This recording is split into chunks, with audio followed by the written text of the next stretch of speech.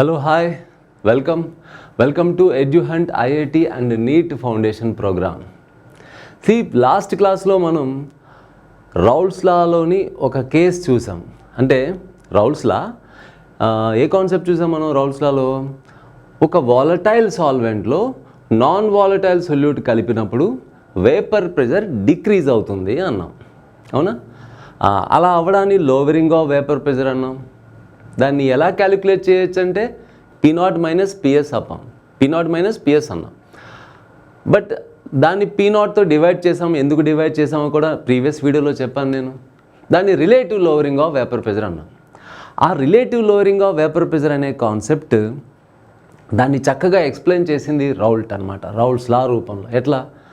Relative lowering of vapour pressure for dilute solution containing non volatile solute అన్న కాన్సెప్ట్ని మనం last వీడియోలో చూసాం. ఫైనల్గా అక్కడ ఒక రిలేషన్ వచ్చింది మనకు.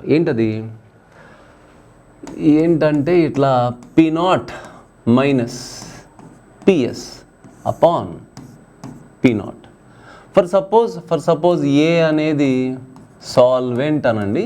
ఏ అనేది సాల్వెంట్ అండ్ బి అనేది సొల్యూట్. అప్పుడు PA0 minus PS upon PA0.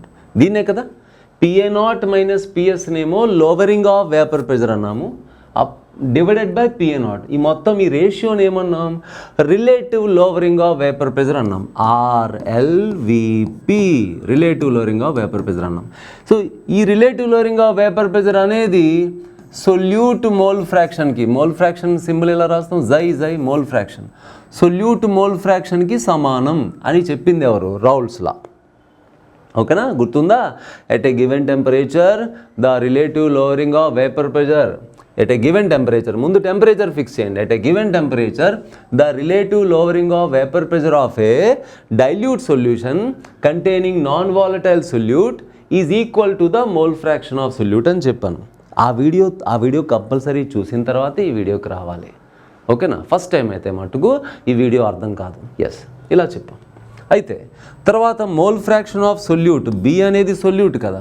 Mole fraction of solute ఎట్లా రాసుకున్నాం? PA0 minus PS upon PA0. Mole fraction అనగా number of moles of solute upon total number of moles, అంటే number of moles of solvent plus number of moles of solute. Yes, కరెక్టే. Yes, number of మోల్స్కి formula ఏంటి? Weight upon gram molecular weight. అప్పుడు number of moles of solute అంటే weight of solute upon gram molecular weight of solute divided by weight of solvent upon gram molecular weight of solvent plus wait of solute upon gram molecular weight of solute. ఇట్లా రాసుకోవచ్చు. Happy, చక్కగా. అవునా? ఇది. ఆ తర్వాత ఏం చేసాం? డినామినేటర్లో తర్వాత రౌల్ట్స్ లాలో డెఫినేషన్ ఏం చేశాను? Raoult's law డెఫినేషన్లోనే for a dilute solution అని అంటాడు. అందుకోసం మనం డైల్యూట్ సొల్యూషన్ అంటే సాల్వెంట్ మోల్స్తో పోల్చితే సొల్యూట్ మోల్స్ చాలా తక్కువ. కాబట్టి డినామినేటర్లో దీన్ని మనం నెగ్లెక్ట్ చేసుకోవచ్చు. నెగ్లెక్ట్ చేయడం వల్ల ఫార్ములా ఎలా తయారైంది? ఇగో ఈ పక్కన రాస్తాను. నెగ్లెక్ట్ చేయడం వల్ల ఫార్ములా ఎలా తయారైంది? PA0 minus PS upon PA0 is equal to, neglect చేయడం వల్ల ఏం తయారైంది? Weight of solute upon gram molecular weight of solute. డినామినేటర్లో ఇది లేదు, ఇది ఉంది, ఉల్టా చేసేయండి.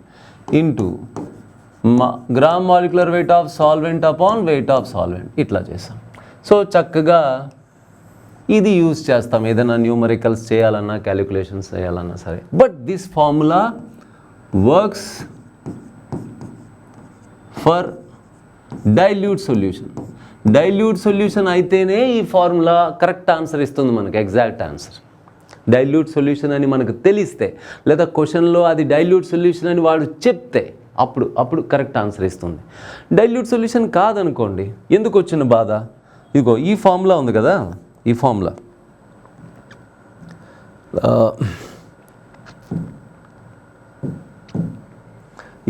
ఉంది కదా, ఈ formula works for both dilute అయినా అండ్ కన్సన్ట్రేటెడ్ అయినా. డైల్యూట్ అయినా కన్సన్ట్రేట్ అయినా అసలు డినామినేటర్లో ఈ సొల్యూట్ మోల్స్ నెగ్లెక్ట్ చేయకపోతే హ్యాపీ కదా. అప్పుడు డైల్యూట్ అయినా కన్సన్ట్రేటెడ్ అయినా చక్కగా ప్రాబ్లం చేసేయచ్చు. కాకపోతే ఒకవేళ స్పీడ్గా ఆన్సర్ చేయాలనుకున్నప్పుడు ఇక్కడ చూడండి, ఇది కొంచెం ఇక్కడ క్యాలిక్యులేషన్ కొంచెం టైం టేకింగ్గా ఉంటుంది క్యాలిక్యులేషన్. అక్కడ చాలా ఈజీ కదా, చక్కగా క్యాన్సిల్ చేసేయచ్చు మనం, అవునా? ఎస్. ఇక్కడ క్యాలిక్యులేషన్ అంటే ఇప్పుడు ఏమవుద్ది, ఇది కూర్చోండి, ఇప్పుడు 13 గ్రామ్స్ గ్లూకోజ్ని 13 గ్రామ్స్ 13 గ్రాములు 13 గ్రామ్స్ గ్లూకోజ్ని 790 గ్రామ్ వాటర్లో కలిపాను అంటాడు. అప్పుడు గ్లూకోజ్ మాలిక్యులర్ వెయిట్ 180 కదా. అప్పుడు ఏంటి, weight by gram molecular weight of glucose అంటే 13/180 డివైడెడ్ బై సాల్వెంట్ ఎవరు, వాటర్.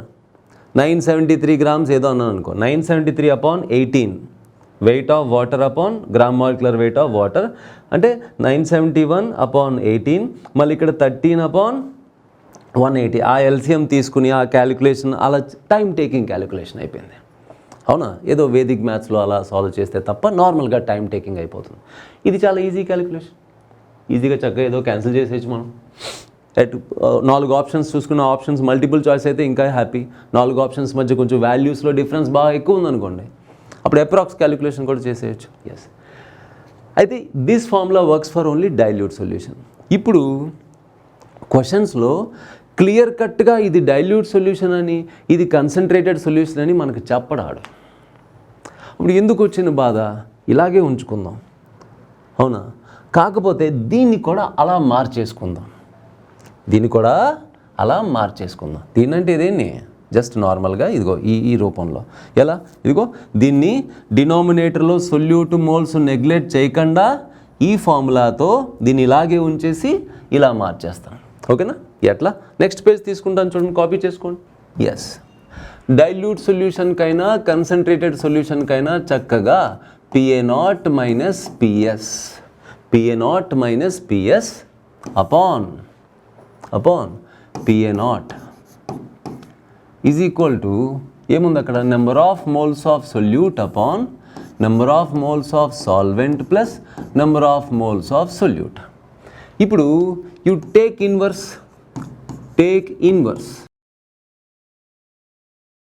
రెండు వైపు ఉల్టా చేశాను. అప్పుడు ఏమైంది, PA0 minus PS is equal to అదేమైంది NA plus NB upon NB. దాన్ని ఎలా రాద్దాం, NA అపాన్ NB ప్లస్ 1, ఓకేనా? ఇప్పుడు ఈ 1 ఇటువైపు తెచ్చేయండి. అప్పుడు PA0 మైనస్ PS, ఈ ప్లస్ 1 ఇటు వచ్చేస్తే -1 is equal to NA upon NB, అవునా? ఎస్. ఇది తీసుకెళ్ళి మల్టిప్లై చేయండి జాగ్రత్తగా. అప్పుడు ఏం మిగులుతుంది, PA0 మైనస్, ఇక్కడ రాస్తున్నాను, PA0 minus PS upon PA0 minus PS is equal to NA upon NB, ఓకేనా? బ్రాకెట్ ఓపెన్ చేస్తారనుకోండి, PA0 మైనస్ PA0 క్యాన్సిల్ అయిపోయింది, ప్లస్ PS ఏం మిగిలింది ఇక్కడ, PS upon PA0 minus PS is equal to NA upon NB అయినది. ఇప్పుడు again take inverse